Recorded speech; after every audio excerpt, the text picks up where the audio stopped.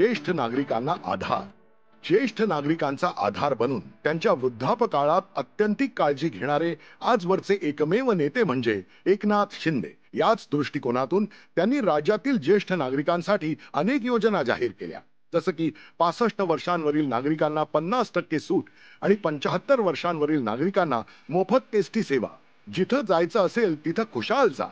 आणखी एक अत्यंत लोकप्रिय झालेली योजना म्हणजे वयोश्री योजना.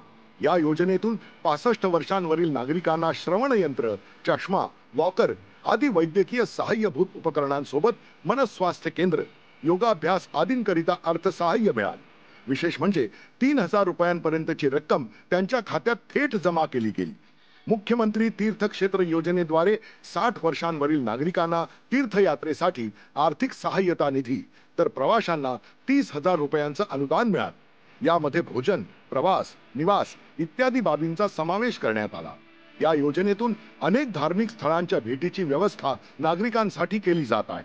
तीर्थयात्रेत दिलेल्या सवलतींमुळे ज्येष्ठ नागरिकांना त्यांच्या श्रद्धास्थानांवर जाण्याची सोपी संधी मिळाली, ज्यामुळे त्यांनी एकनाथ शिंदे यांना भरपूर आशीर्वाद दिले.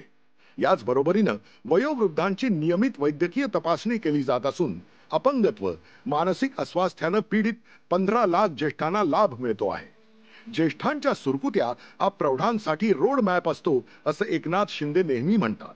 म्हणून मी त्यांची कायम श्रावण बाळासारखी सेवा करतो, असं ते कायम अत्यंत विनयपूर्वक नमूद करतात.